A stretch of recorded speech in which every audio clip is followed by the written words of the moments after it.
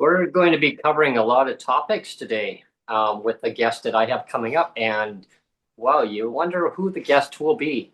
Well, stay tuned because we're going to be talking about a lot of things in the capital region of British Columbia, but it affects everybody in British Columbia, whatever the topics we talk about. I wonder what the topics will be. Stay tuned because my next guest is going to be awesome. Hello, everyone, and thanks for tuning in to PWD Allies podcast. My name is Brent Frain. I'm the host of the show, and I'm broadcasting to you live from Victoria, British Columbia, the capital region. And joining me is Neil Matheson from Surrey, British Columbia. He's in the Newton area. And when I talk about the capital region, there's so much going on in the capital region. I'm only maybe a 15-minute bus ride to the Parliament building in Victoria. So I'm not too far, maybe about a half-hour walk if I really wanted to really hoof it. But with that being said, my next guest, guess who my next guest is, everyone? Rob Shaw from CHEK News, and he's the host of Political Capital in Victoria, British Columbia. So political capital, and I'm in the capital region of Victoria. Hello, Rob. How are you doing? Hi. Hey, Brent. How you doing? Hey, Neil. Oh, wonderful. Yeah. It's nice to have you, and it's great kind of touching base where last time I saw you, I was actually right there having you sign my book that I got. I see you I hear you on the radio. You're always calling in on the radio, and I see you around at events, and so yeah, it seems like you're always in the mix on Mover something. and shaker, yeah. Yeah, holding people to account. Yeah. Yeah, definitely. I try to advocate on a lot of really important topics that really come close to me that affects not just me, but people, in the province and across the country. Different events that I show up at, just shining my voice forward and letting people know that it's okay to speak up with what you want to advocate for, that you strongly believe in values of how to change the systems that are so archaic. I mean, like it's just policies, right? It's all about policies, and then having things change to be more modernized and calling in on the local radio shows. I called in, was it a couple of years ago also? I asked the premier a question, and that was quite unique, actually, the response I got, but not exactly what I was expecting fully. What was the But question? Do you remember the question? yeah, the question was that my corporate landlord. And of course, every year goes by, you always get a rate increase from your corporate manager, for your rent.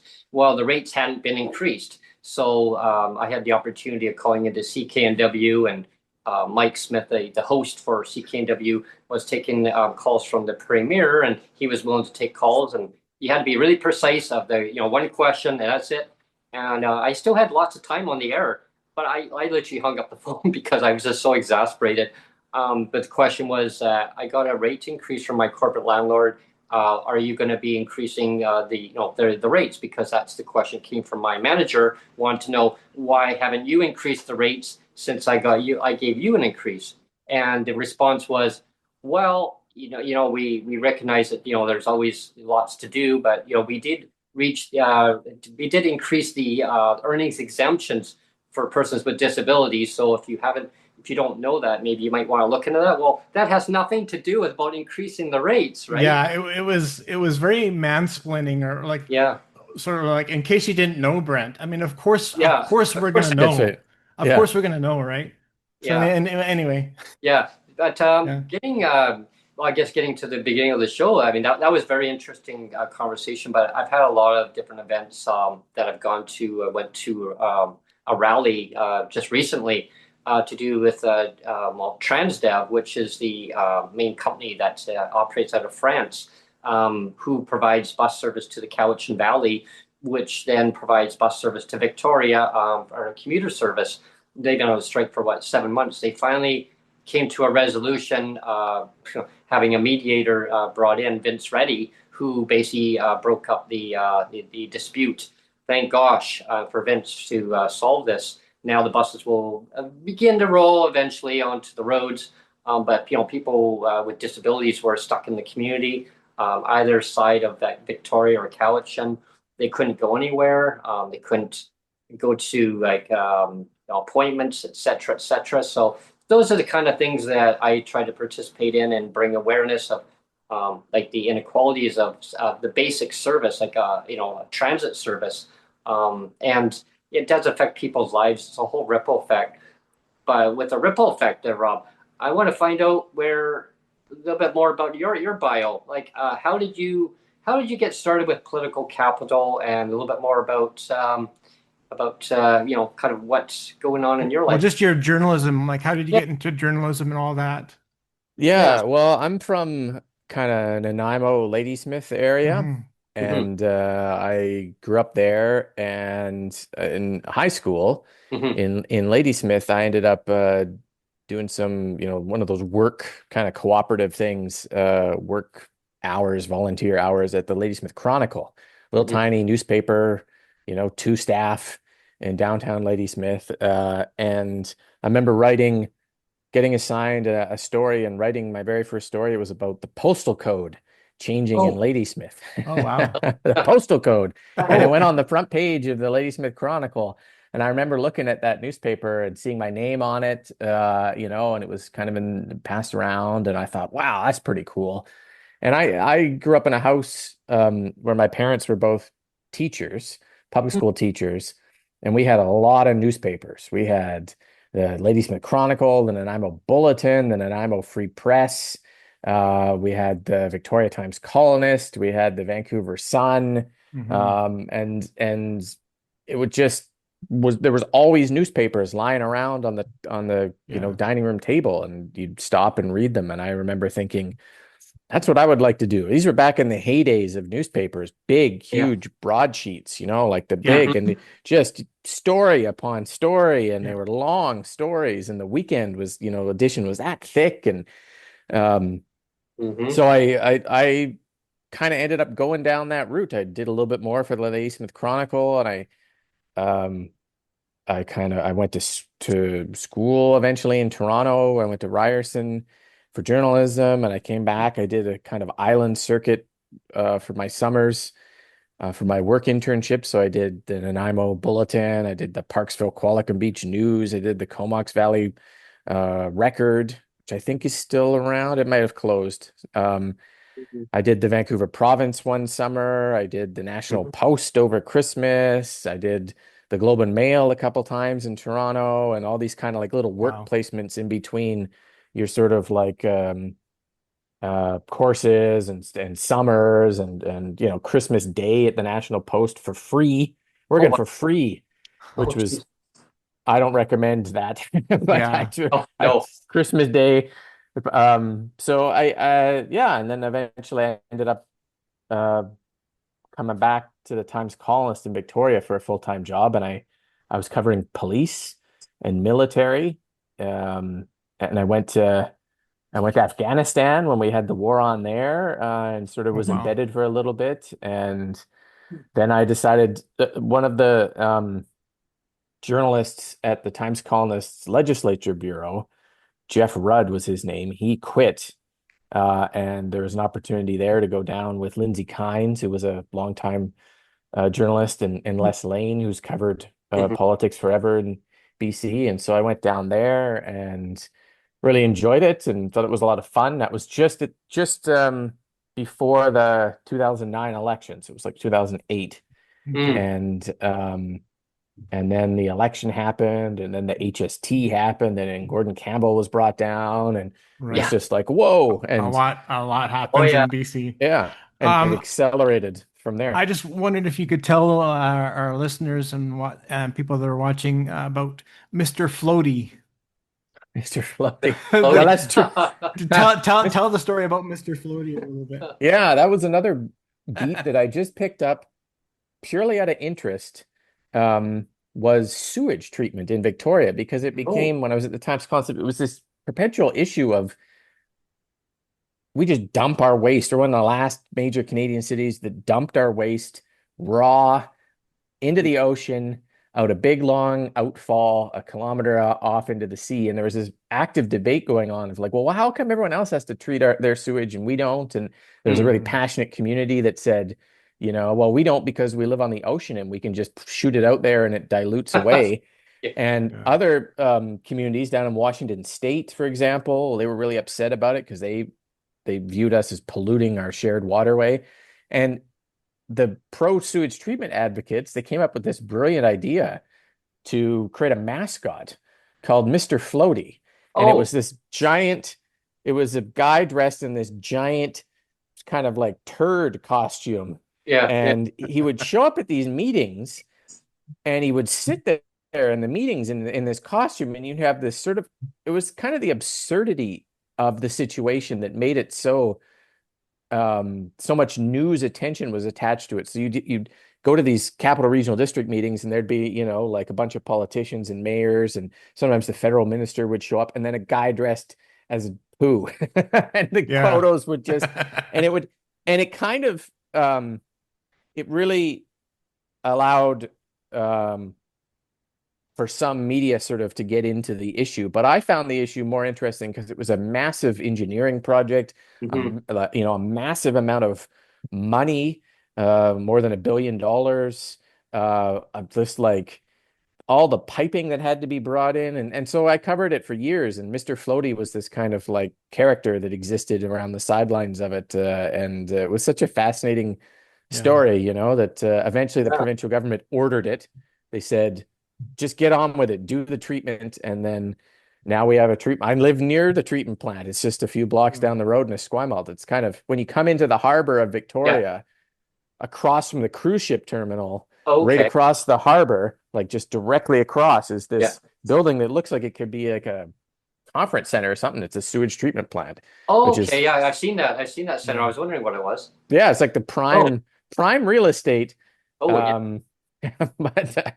But yeah, so that was an interesting part of my career. Those on, you want by there, it's like what? Well, the other thing too is like you were talking about growing up with a bunch of newspapers, and I'm a bit older. Like both Brent and I we're a bit older than you, Rob. But like I remember, I think I started to get really into newspapers. It was right around like when the Canucks, like in the 80s, 80, 81, 82, like especially 82, like I got glued to the sports page. So I was always pulling the newspaper for the sports page. Oh yeah. And of course Jim Taylor, you know who Jim Taylor is, right? I mean, super famous guy, and I used to just love reading his stuff.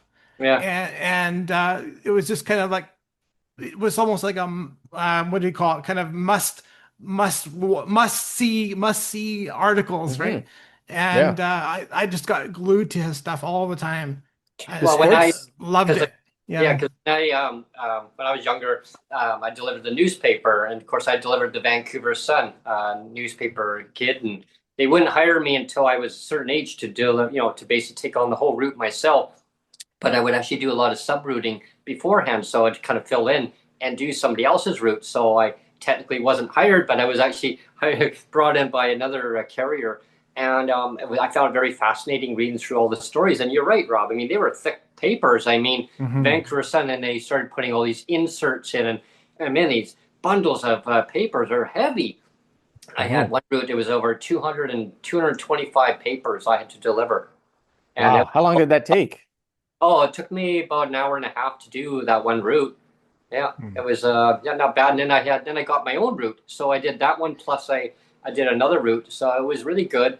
I started reading through classified ads and then all the news stories. Like it was very, really informative. And then I picked up doing some of the province. I was doing some of the province also, delivering some of that too. And I remember reading some of the headlines, and I saw your name, Rob Shaw. I was like, Rob Shaw? I was like, yeah. It was interesting just kind of going forward. And then I just got a knack for just kind of keeping up with current events of things going on. And as things went on, I remember back, I was actually working for a corporation at the time, and how I really started getting involved with more advocacy stuff so I was working for a corporation, and I posted something out, and I had one of the media people reach out. It was the BC Federation of Labor. I didn't know Hmm. what was going on, who they were, and they're like, "Yeah, I'd love to do a story with you. Is that fine?" Sure. Okay, can we meet at your workplace? Uh, of course, I said, "Yeah, sure." Well, I didn't realize that there was a conflict of interest. No, you can't bring media onto your workplace. Well, I said, "Sure." Well, then it was like, no, who are you? You can't get these cameras out of here. Well, anyway, I told them, no, it's fine. They can stay. So they stayed, but they made us go off the property and film, and they used the back as a backdrop. Anyway, long Mhm. story short is, I basically said what the working conditions were like. I mean, raising the rates, for low income people, especially when you work for a corporation, right? They have to respect their employees. So they actually made it go viral. Like they started, and it's actually still on YouTube. Actually, it's still there. If you look it up, raise the rates, $10 now. It was a $10 now campaign. So Mhm. what was it was $8 and then Was it the was a 10. corporation mad at you? Oh, they Was were mad. the was Yeah, they okay. the one What did they basically do? they basically pulled me in and sat me down and said, "Is it all about raising your rates, or what is it? Like you're really causing a ripple effect here. I mean, we could technically fire you right now, right?" I said, "Well, I mean, that's fine if that's your choice. If you want to get rid of me for standing up for what I believe in. I mean, I'm standing up not just for myself, but my coworkers and all British Columbians." And so they did. Mhm. They gave me actually $1.75 rate increase just to Way to just to, go. just to shut me up, right?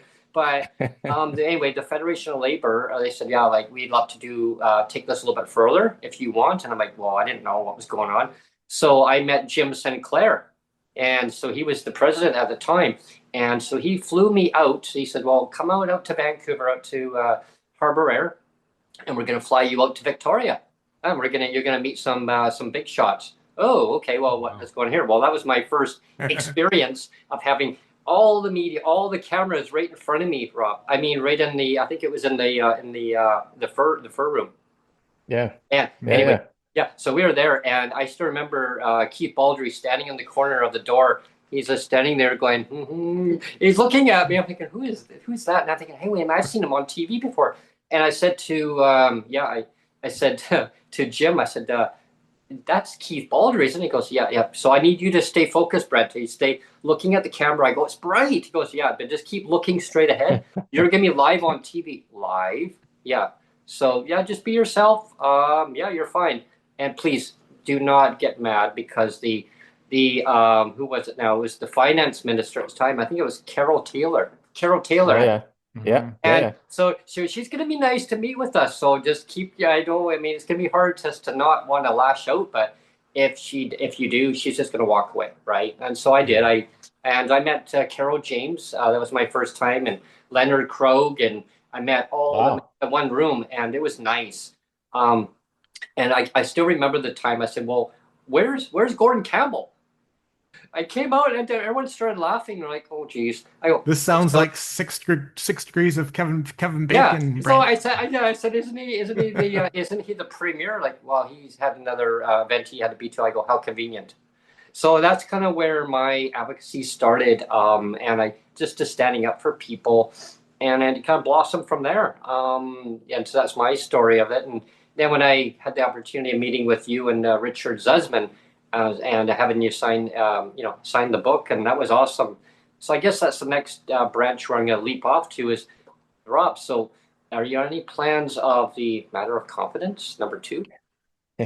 I don't know, we talked Yeah. about it and Uh, it's kind of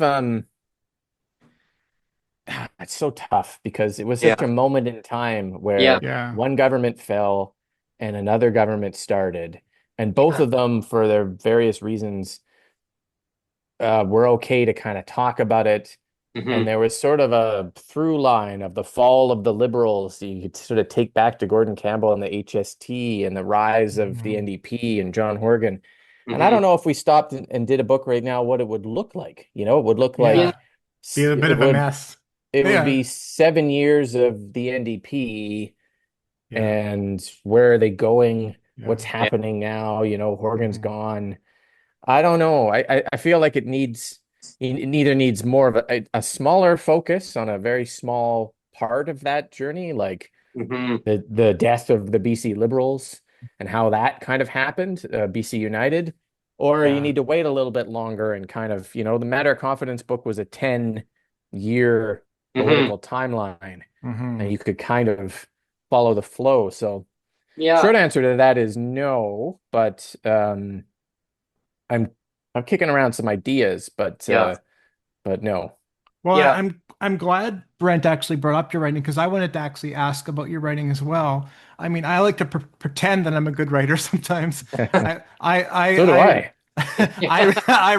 I wrote one book to my name, the Daddy Okay. Bent Legs. It's an Yes, yes, autobiographical Yes. yes. graphical one, and so I wrote that. But like it's hard, right? Basically, there's three chapters in the book of my book, which it felt like I was just transcribing it. Like there were three chapters in my head, and Hmm. all I had to do was transcribe them, and they just came out on the page. The other part of the book, like the whole rest of it, like it was so much like It's work. harder. It was way Yeah. harder, and Yeah. I just wanted to ask you, like, you're writing for a living, like how hard is it for you every week to come up with articles and Hmm. have that inspiration, that muse inspiration of like, what do I write about? And because like Yeah. you're a very skillful writer, like your writing style is very good, Well, but thanks. it takes a lot of effort to put that out every week, right? I find it very intriguing, like your Orca articles. Wow, like it's just so impressive. I love them. I listen to it. And, Hmm. yeah, Oh, thanks. I do about four Orca articles a week, and yeah, I do usually one a week for Northern Beat, hmm, and then I do other things. I'm doing some stuff for BC Business Magazine yeah, now. It's usually around once a month, and some stuff for The Line, which is out of Alberta, and occasionally the National Post. And but honestly, the honest answer to the question about writing is the ultimate motivator is fear of deadline. I have Oh, uh, constant yeah. deadlines, and maybe you encountered that with your book too, Neil. Is it's like Well, it's it was due at a certain date. yeah, it was hmm, Yeah, you give self-published. yourself well, maybe you Well, gave yeah, yourself you're a right. deadline. Yeah, You and give yourself a deadline, yeah. you have to give yourself grace with anything you Hmm. do, whether it's the podcast or the book hmm, or anything you're doing. You do the best you can in the yeah, time you have, Yeah, and next week is another show, or next tomorrow is another column, or yeah, and it doesn't have to. John Horgan had that great line about, yeah. the enemy of progress is perfection. And if you try too hard to be perfect, hmm, if you torture yourself over Yeah. every column and every episode, you don't go anywhere. So I like to say I run a volume business. It's like Yeah. yeah, if I screw something up in a column, which I do, I got another one You tomorrow. got If another I one on coming, yeah. if I yeah. screw up my hit on CHEK, at 5, Yeah. there's another newscast at 6, Yeah. and there's another newscast tomorrow, and Just go with.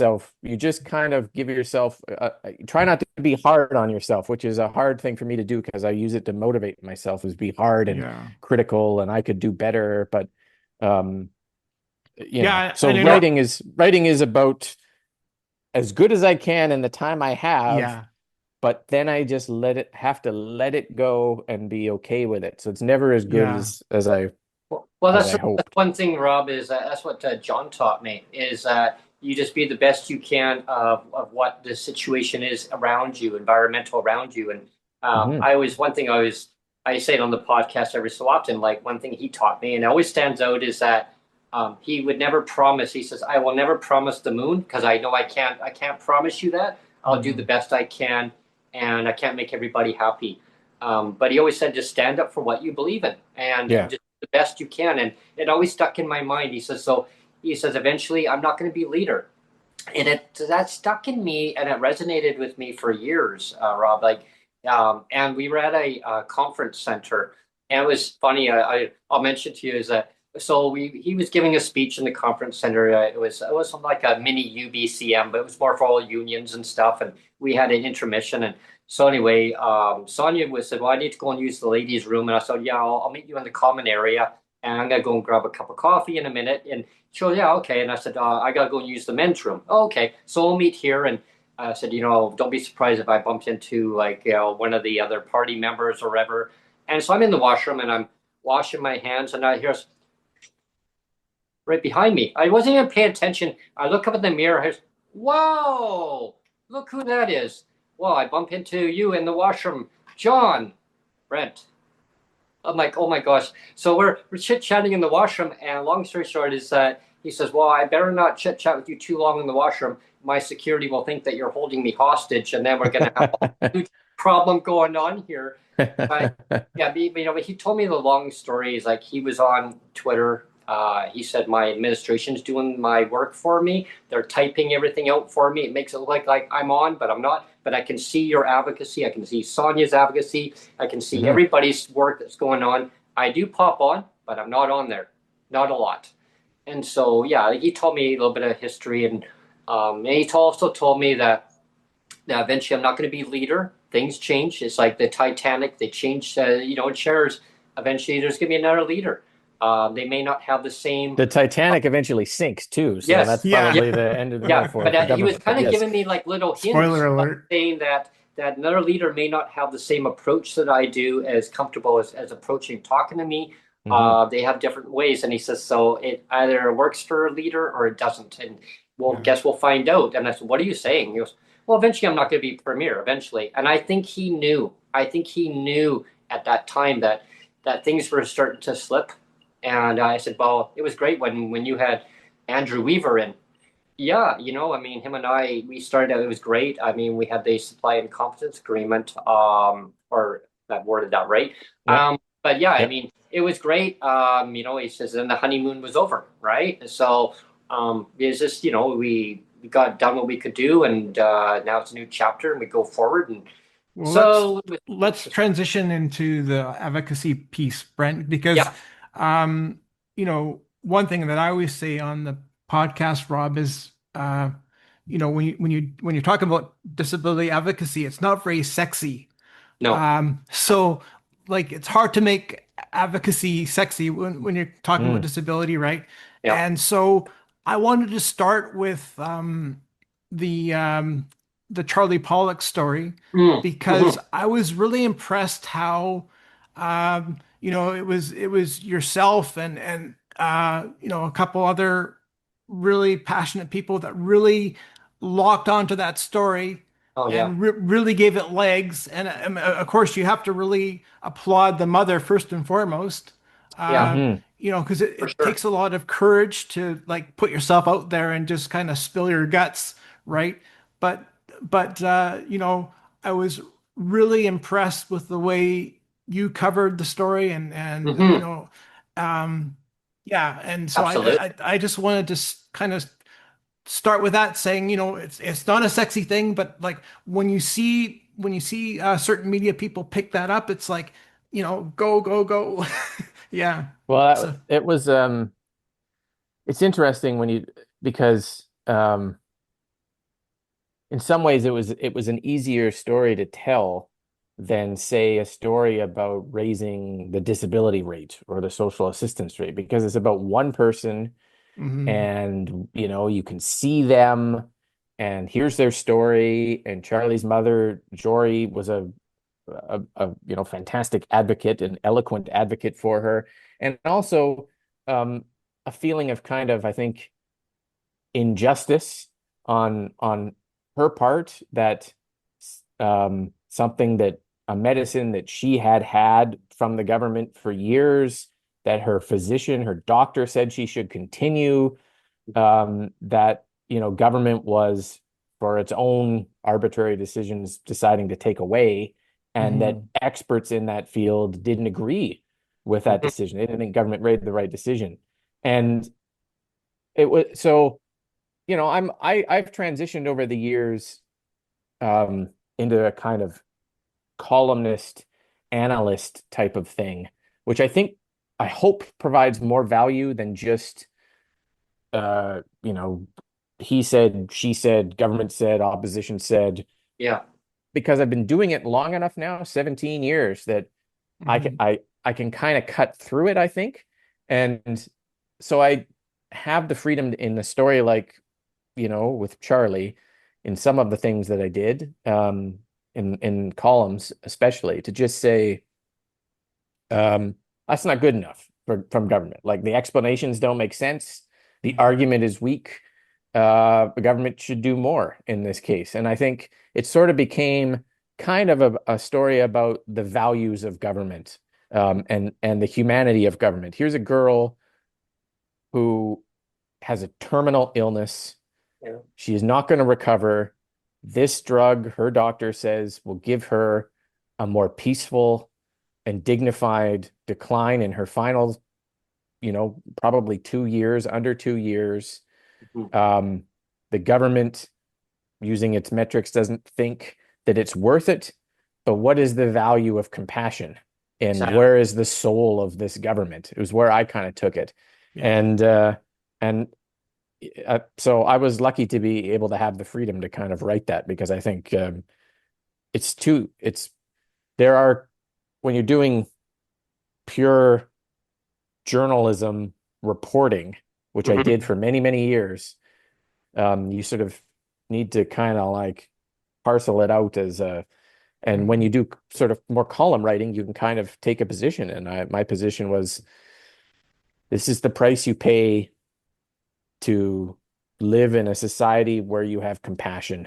And that is the only girl with this rare disease whose doctor says she should have this medicine, who she's been on it for a while, who would become the first child in Canada to ever be discontinued this way, is not a decision that government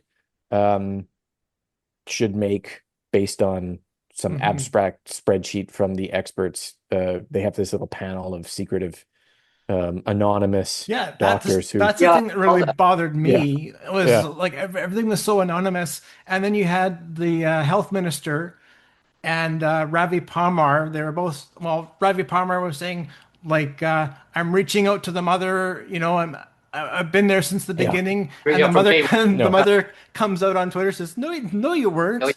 yeah. And, No. and the health minister Osborne, she's like, I'm turning over every stone. It's like, no, you're not. Yeah. So it's just, Yeah. yeah. It is you can see what government's trying to say, which is politicians shouldn't be deciding who gets what medicine, Mm. on an individual basis. They shouldn't have the ability to roll in and pick you, Brent, and say, we are going to do X, Y, and Z for just you and nobody else in the Yeah. province, a Mhm. politician, because otherwise Horgan, Yeah. it's not the right system. And so government's argument was, we put this panel of doctors in and they decide who gets drugs. And that may be fine for diseases where the evidence is settled, Alzheimer's and Parkinson's and things where the world is studying it. There's a lot of evidence, there's a lot of expertise.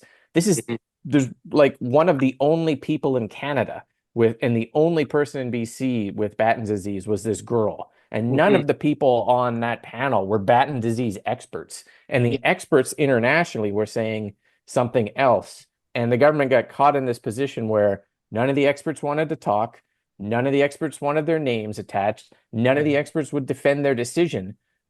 But we have a system of accountability where you spend public money and you make public decisions and you're accountable for them. And you cannot just turn over all of that to a panel of experts. You just can't. You can't. You can take their recommendations. You can ask them for the best advice, but you as the government make decisions. And if the public doesn't agree with them, then you are voted out or voted in. That's the principle. And so I think the system needs to be tweaked in rare diseases. Yes, you have to have experts, but at the end of the day, it's public money and policy decisions, and the minister has to be accountable for them. And the government got caught in this passing the buck kind of thing, and I think that was part of the story too. Away. Yeah. Anyway, it was really fascinating to see everything that was happening with that. And again, I give full marks to the mother for being really courageous with sharing that. The other thing too, I wanted, maybe we can go right to your political capital podcast, because Brent and I have shared like the thing that I really like about your podcast, Rob, is how there's a certain stillness to it. And I don't mean, when I say stillness, I don't mean boring. but there's No, like this exactly. sort of this calmness, this stillness, like everybody's in a real tight box, but everybody's like so still and they're just really patient and waiting for their turn to speak kind of Yeah. thing. And that Yeah. is like so rare to like because everybody's got a really Yeah. strong opinion. Everybody's got a really strong opinion on that podcast, but everybody's like really still and staying in their box and just waiting for their turn to speak. And I thought, like, this is great. This is great because you never Reminded you me of like like when you you're in school going, can I, yeah, can Yeah. like because you never get to see that. Like, there's so many podcasts, or like even with political debates, like everybody's over talking, everybody's interrupting, everybody wants to be louder than the next person. yeah, Everybody Yeah. wants to say, "Well, I just want to share my opinion," and who cares about your opinion, right? And and so your podcast is the complete opposite of that, and it's like that's so great to see that, right? Yeah, I appreciate that. Thank you for that. And it's kind of what I was aiming for.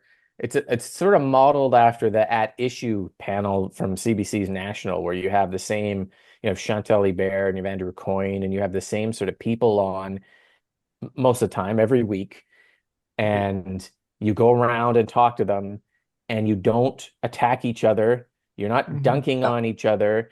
And most importantly, you're not reading talking points. There are so many political panels where the yeah. people who come on just read whatever their party has written for them. Yeah, And Hmm. it is boring beyond all get out. yeah, And people talk past each other. And yeah. so that was one important thing I wanted to have in it. And the second thing is I don't want to have any politicians because I talk to them all day and they'll just come on and read those talking points. I wanted to have people who had experience in politics, but were also good people Hmm. who were willing to say things, about how they feel because they're all experienced.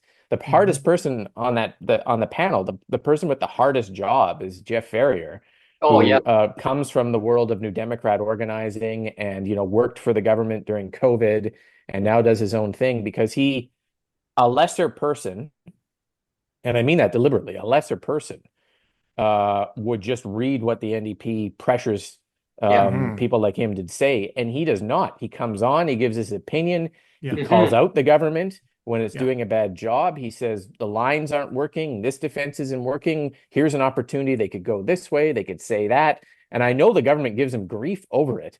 Oh yeah. And but that's what I like about it is principled, intelligent people, myself excluded, who are talking about politics and in a calm, insightful way and not talking down to people and Hmm. not reading lines to them. And so I hope it adds it is very different. Like it is, I know some people prefer the hot take, spicy dunk on each other, Hmm. quick line sort of stuff. And I think we Mm. have enough of that. So, Yeah, you know, definitely. Yeah. And that's why I find it very informative because he does hold them accountable, Jeff. And it's really awesome because I think there was one episode you had on. I thought, wow, Jeff, like wow, you're really got the knives right out here. You're going right at the NDP, but yeah. rightly so, right? Sometimes he defends them too, and he I defends know. them very effectively. I'll be the Hmm. one who's poking them on something, and Jeff Yeah, will be like, "Well, actually, I think most people feel this way," and I'll have to sit there and I'll think, "Yeah, he's got a good point." Like yeah. and it's really about credibility Hmm. and your own authentic. To go back to Horgan, which could probably be a through line in everything we talk about, authenticity Oh Hmm. is yes. the key, right? If you're speaking from the heart Yeah. and about your values and what you believe in, it's very hard for someone to tear you down or attack you and your personal kind of moral compass because it's who you are. And so I think that helps too in the show and in politics is it's just people Yeah. these people believe and and articulate their own views with their expertise behind them. And they all have experience, Jillian with the Greens, but she was running one of the Green leadership campaigns that didn't win, Hmm. the Jonathan Kerr campaign. So she's got Hmm. that, they're not tied directly in. Allie was part of, the kind of BC conservative world for a little while, and she's sort of a little bit less now. And everyone's sort of, not they're there, but they're not beholden to their parties either. And so that I Yeah. think helps. Well, yeah, I mean, and when you say things from the heart, it's just without reading a script. It's like that's one thing that John said to him. We were having talk, and I said to him at one convention, "How do you memorize all this stuff? Like, do you have a script?" He goes, "No, it's up here. I say from the actually, I say, That's right. Well, and most of the times it worked, and then sometimes he would say something. But yeah, the key, I think, even when he said what he, if he was on here, would admit were stupid things, he'd probably say that's stupid. You know, yeah, he had a few stupid things that he said over the years. He kind of apologized and sort of said, you know, I got a little passionate and I said it the wrong way. And, yeah, you know, I think that goes a long way. Um, this iteration of government is so worried about being smart and yeah, right Mhm. all the time that it can't, because of the way it's structured, where only a small number of people control everything. Yeah. yeah, Those people will never admit when they're wrong. So Yeah. they kind of gaslight everyone down the pyramid that we're not, a premier didn't make a mistake, or the strategy wasn't incorrect, or the position isn't wrong. Everyone else is wrong, mhm, but they, you know, we're going to have to change it here because all the stupid people out there kind of don't get why we're right about it. And Horgan did not have that. And Yeah. that change in tone, I think, is part of the challenge that the government's having now. That's where I see it at too, Rob, is that a complete change of leadership, like daytime, nighttime, and now I see Mhm. Mhm. nighttime, not daytime, with the leadership is the pathway that the government's going. I mean, all the different crises that are happening, affecting people's lives. I mean, is it the drug toxicity situation, the homelessness on the streets, crime disorder? I mean, all the crimes that are happening, and it's deflecting it. Well, it's the federal government. We need them to do this. Well, then it's like, well, what about all the beds that were supposed to be provided last year? Like, I love what the one Yeah. mayor to you at Yeah. UCM. Like, where were the beds like last year? Yeah. And it's like the government deflects it. Well, yeah, well, there's more to do, and like all these like different lines of, there's no money. There's no Yeah. money. Well, you know, there is no money Yeah, because of government decisions. And yeah, I guess, you know, in government's defense too, these are complex problems. Like they are Mhm. not the government got rid of a benefit for somebody and people want the benefit back and the mhm, government will bring the benefit back. These are healthcare, you know, like national healthcare staff shortages. yeah, They are like a toxic drug crisis that has no easy solution.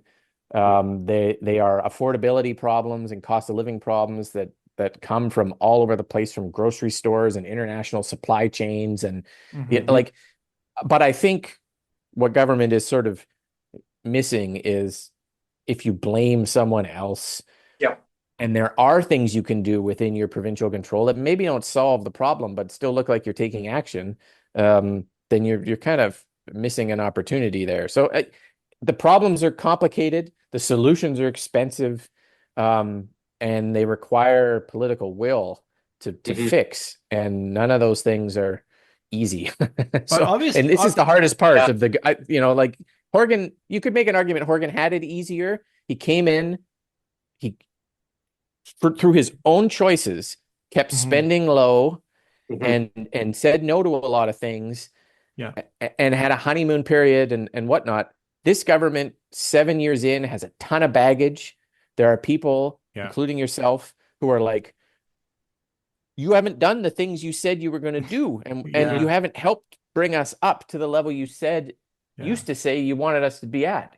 And the frustration builds and the patience diminishes, and so it doesn't have the benefit of the doubt anymore. And it doesn't mhm. have a Horgan who could kind of elevate people's hope, and you see it suffer Well, because the of thing that. about Horgan Yeah. was that he had kind of that je ne sais quoi, like he had that element to him. He was, he was called Hulk Horgan, right? Hulk So Hogan. he Oh, had yeah. he had Horgan. that element Oh, to him. yeah, yeah. But Yes, I he also remember had that. the father knows best. So he Yeah. So had kind of that bad. the dichotomy of the knows best versus the Horgan thing, but it worked. It worked, and It and did. and I think the reason why it worked is because he always used his humbleness was kind of his compass. Like Hmm. staying humble was his primary compass to the whole thing. It's like I gotta stay humble. I gotta work to protect the people of BC, and and again, I'm gonna throw EB under the bus a little bit, but what was the first thing that EB did when he got power? Is like, let's give everybody raises. Like, let's look after me first. Like the very Or, first thing was Yeah. like, let's look after me first, right? or promise $1,000 that, well, coming in, Yeah. and then it never did come. And And I was like, whoops, can't do that anymore. I remember Yeah. Hulk Hogan. I mean, yeah, wow, yeah, don't make him mad. I remember Yeah. I think the last, what was it, the last press that he gave, and then he threw his hand, he goes, ah, like that. Yes. I And think he it was walked out. Von Palmer was there, asked him a question, and you could tell he just dropped the F bomb. It's just like he just threw his hand out, and I'm thinking, oh man, I still remember the time in the legislature, Rob, where he dropped the F bomb. Everyone was just like, whoa, like what are you doing, John? And I think he just Then got, he apologized. He said, yeah, you know, if my mother was here, she'd wash out my mouth with soap. yeah, And that was a very relatable thing because we all have, had mothers who've been like, don't use salty language. I think Hmm. a different politician, Christy Clark or David Eby or oh Gordon yeah, Campbell, if they had done that, may not have apologized. They may have, like, I could see if David Eby did it, I could see all the people around him turning it into some sort of like viral kind of moment of his leadership and like yeah, versus what Horgan did. So yeah, Hmm. he had a political antenna and sense to him, and but also politics um is a little bit about luck. It's mhm, like playing cards, like people make playing cards seem like it's all skill, but there's a lot of luck involved in the cards that you get dealt, and there's a lot of luck in the timing that you have, and when an election is, and yeah, what happens to be the issues. I mean, Trump is not an issue this government created; it has to roll with it. Um, exactly, even housing affordability to a certain extent isn't an issue the provincial government created alone. There's Yeah. mortgage, there's interest rates, and there's the pandemic, and there's people, and there's investors, and like, so some of it is timing, and EB's getting hit with super complicated, changing situations that exist out there beyond him, and you know, he, I always call it a pre-existing problem that was already there, and then it was like, oh well, now we got economic headwinds that are why we can't do this and that, and then it's Yeah. deflecting it. Well, it's because of the guy down south, and well, it's like you got to take responsibility, ownership of the problem that is in the province now, and do the best you can to try to conquer each situation at a time. But Mhm. deflecting it is not always a good look either, because I mean they could end up you know well, I mean, we know we got an ultra thin election that happened last time, one seat. I mean, Yeah. Yeah. wibble wobble. I mean, now there was that one question that was at the UBCM.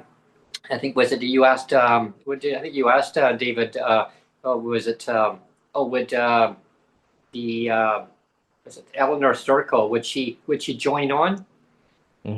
I Yeah, Yeah. who that was knows? interesting. His take on that. It was just like, Yeah. It's a tough one, like yeah, the enemy of your enemy is my friend, or whatever that line is, where yeah. Yeah. like Eleanor Sturko has been the most effective Oh, opposition I know. critic, and if Yeah. the NDP could silence her by bringing her over, that Mm, would be a win. She would Hmm. have to sort of believe that the government that she's criticized for years is moving in the direction she believes in on drug policy yeah, and safety, and I don't know if that's it. But the NDP would love to have an extra seat, because if they had that one extra seat and a two-seat majority, and then they would not have to have the speaker break the ties, right. and give them just a little bit more breathing room. Gives them the legitimacy of government increases a little bit with that. But as EB's answer was never say never, which I think applies to almost any topic Yeah. in politics these Yeah, days. and now we got a new leader for the BC Green Party. Hmm. So that's gonna be interesting. Where she said she wants to hold the NDP's feet to the fire, literally. Yeah, she's definitely taking the party in a new direction, Yeah, much more activist. And I don't say that word to be um, d like belittling or dismissing in any way activist. I mean, she intends to take positions that the Greens didn't take before, and fight them Hmm. in a way they didn't fight before, hmm, right to the NDP. And they're going to be positions that are harder lines, and they're going to be positions that make the NDP uncomfortable. And I think the version of the Greens that we've seen the last little while has been cooperating with the NDP so much that they kind of self-censor themselves. They're a little worried about going too far down a path because it'll make their partner uncomfortable. And what if they take a position? Do they have to fight government for it? And what if government's upset? And they're a party that has very limited support provincially Oh, in the big picture, right? Like if you just look at how many people vote for them, and their support has been falling, but they have an artificial amount of power because the elections have been so tight that their 2 or 3 seats are seem bigger than they are. And the question for the Greens is, can you do something to grow your party beyond 2 seats? Because you're stuck there. And if the next government has a majority, you're going to be completely useless to them. And they're not going to cut a deal with you, and you're not going to get anything. So your path has to be to grow into a real party with multiple MLAs who can make a difference. And that, she's got a path, and she won by a resounding amount. So, well, especially when she's not, she doesn't have a seat right now, so she can actually use that to her advantage and recruit more potential MLAs in different ridings and grow the party. Because I think of having it like, I think it was that Adam was mentioning in the UBCM, or now she can actually, Adam Olson had mentioned that, I mean, she can use that to her advantage and get out in the communities and town hall meetings and listen to what matters most to people, and where do they want to see things changed, and using her voice to really not just hear, but saying that what we're going to do. Like it's like there's a difference of saying, yeah, I hear you, but what are the actions? Like what are you going to do to resonate the party going forward, right? And I guess there's different tactics, and she seems to be really gung ho on wanting to move the party forward. I mean, it's going to be interesting because like nobody knows when the election's going to happen in BC. I mean, is the BC NDP going to last for their whole mandate? I don't know. I still see some. But the BC Liberals, like they were a one party, and now they're like 3 or 4 parties, Oh, I know. and it's just like, how can that be good? I still don't think they should have changed their name. I remember when they changed their name, I go, this is going to backfire spectacularly. Like as soon as they did that, I'm like, that's the end of that, Yeah. you could just kind of call it, Yeah. And it was a really bad choice for them to do that. But Kevin's kind of hiding out now. He's nowhere to be seen. No. Well, they're in the center right, as we used to call it.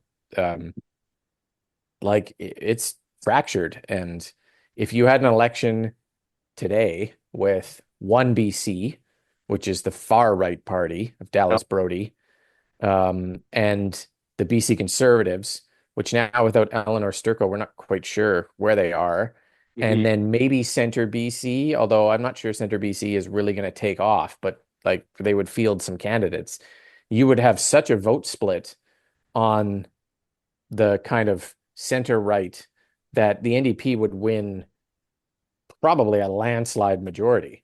And it would be an artificial majority, right? I mean, that's the way our system generates. It's not like the public would be so enthused by the NDP, but they would probably win a lot of seats. And I'm sure that's going through the mind of David Eby and his advisors right now, and finding some way to engineer that possibility. And maybe the center right unites again, like the BC Liberals in the late 1990s, and comes together as to one force, but it would require all those people to cooperate and to I don't say moderate, but compromise, right? The BC Liberals were a fiscally conservative party that was socially kind of moderate. And Gordon Campbell said, we're not reopening the abortion debate. We are not going to go down the kind of anti-LGBTQ stuff. This is who we are. And could you get all 3 of those parties now to cooperate on those issues when one BC, their entire shtick is anti-reconciliation, anti-Indigenous kind of rights, anti-trans rights, anti-LGBTQ pride parades.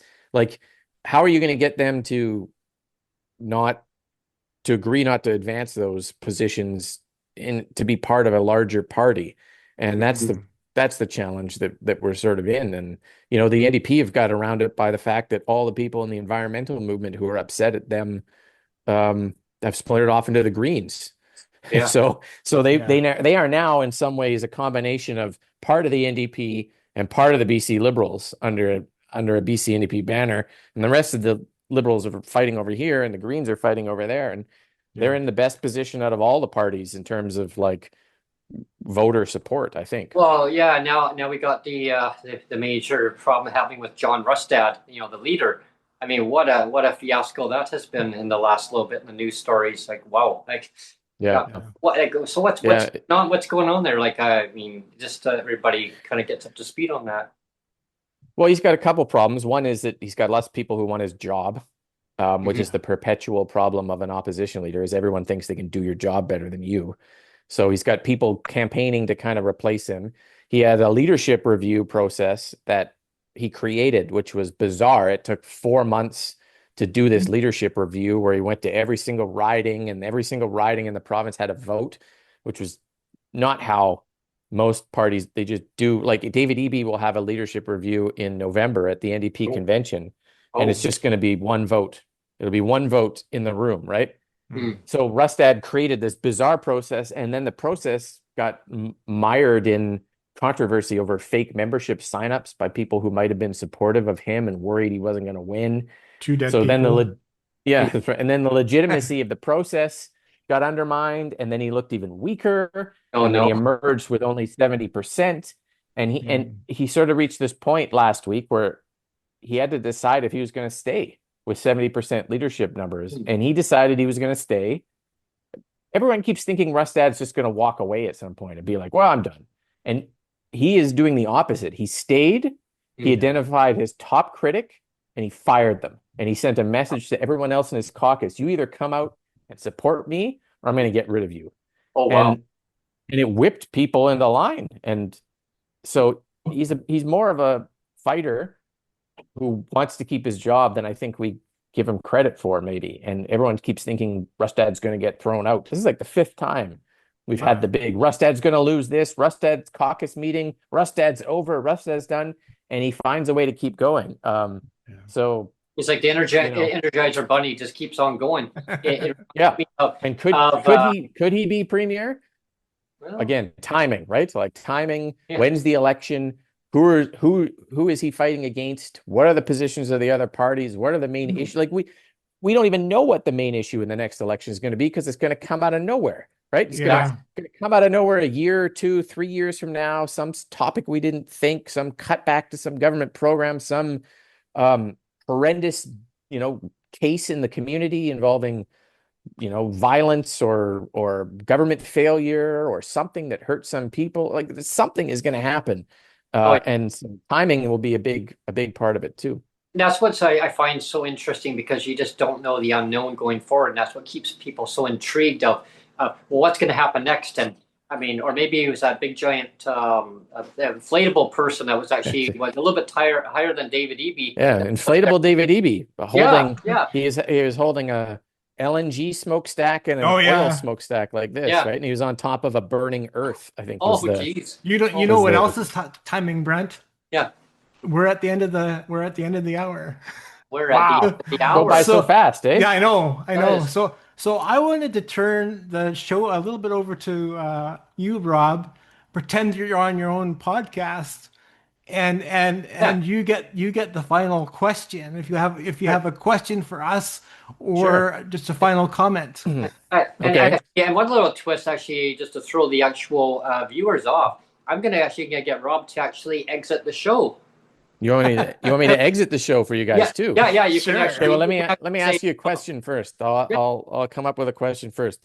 If you could get the premier to do one thing right now, money's not an option, policy is not an option, just one change, what would you get him to do?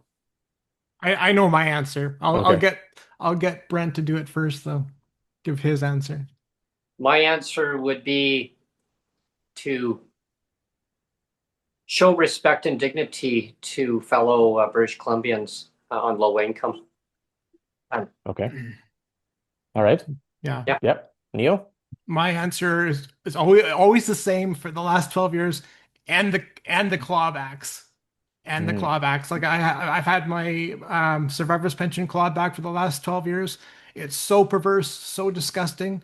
And it's like, you're not honoring what a pension is. A pension is a guaranteed income supplement. And what's the thing about a guarantee? It means you can't touch it. But Mhm. the governments for the last 30 years, it's like, I want to touch that. I want to take it Yeah. away. They Yeah, keep so deducting it and or adding yeah. it as, yeah, and so So you get that's less. my Yeah. thing. I always talk about pink unicorns, and it's like that's It's a like the one huge pink behind me. unicorn. Right. The Just pink like unicorn. also, the idea that we have $500 shelters Oh yeah, is another pink unicorn, right? Like where can you rent for $500? You can't. That's yeah. right. The shelter rate Yeah, it's is just really so low, really low. yeah. But Yeah. I find it just so magical of it was like um, the shell game, right? Is like the COVID supplement was 300, right? Hmm. And so that was brought in 2020, and then when Horgan was in, we actually met Sonia and I actually met him actually in Langley at the time, and he says my friends are here. All his security are all around the park, so they have it all cornered off, and a big giant audience there. And the security saw us coming in, and Sonia goes, "We gotta go to Langley. We gotta go because John's there." What? Oh, okay. And all of a sudden he yells out, "My friends are here!" And he's giving a presentation, and he spotted us. And here's, go ahead. Yeah, left corner, two people were approaching. And then all of a sudden, I guess John kind of looked over and they must have told him. And he goes, "Hey, Yeah. my friends are here." They're like, "John, here's John, stay focused." "Yeah, no, I am." And he goes, "Yeah." And so anyway, we got in, and that's how he kind of told us about the COVID supplement, what was going to happen. And he had said to us, "You can't tell anyone. You can't advocate. I mean, to tell anyone what my plans are. It's not going to go away. I'm going to keep it at 50%, maybe plus 25." I go, "What does that mean?" But it did Go, go instead away of though. $300, we're going to, no less than 150, maybe 175, most likely 175. You'll get to keep out of the 300. But I'll keep advocating going forward. He said he was the only voice at the table, Rob, Mm. that would advocate to want to keep it 300. I said, "Why won't they keep it at 300? Because I'm the only voice at the table." And he said, "That's all I can tell you, but I'll keep pushing forward to make it $300 going forward." So 2 years later, in 2023, that 125 came back, but it only went to some PWD, persons with disabilities in BC. And the government saying, like, "Look, we raised the shelter rate." Well, why didn't you just leave it in place in the first place? And it was more of a splashy, "Look what we did." And to me, when I say dignity and respect, that was, the question that you asked is, I thought, well, like, why not just leave it in place? Because it changes a person's whole well-being and their decision making. And that's part of my advocacy going forward, is holding the government account of, if you're going to say something and do something, like, leave it in place because it changes a person's life. So it's part of advocacy, learning and living and going through the whole process. And we try to make it sexy, like I said. We Yeah. try. And then, That's right. and then about the bus pass, I mean, that Yeah. 45 But that's year. a whole other podcast, Yeah, right? another podcast. Yes. Yeah. Well, what can I do what do you want me to do to sort of say goodbye on You've been watching the PWD Allies podcast. all right. Yeah. All right. Okay, we'll do that for everyone who's watching. We will say thank you so much for being here. Thank you for tuning in every week to the PWD Allies podcast, for your support, for helping us with our advocacy each and every week. And we'll be back next week with more guests, with more advocacy, with more sexy advocacy, as Neil would say, here on the PWD Allies podcast. Thanks for watching. That was awesome. Bye, That's everyone. Sexy advocacy. Yeah. There you go. Yeah. Yeah. Okay. Bye, everyone. All right. Thanks for having me on. Thanks. Yeah. Thanks, guys. Yeah. Yeah. And I look forward to having you on again, Rob. Okay. Take care. Okay. Yeah. Cheers. Thanks.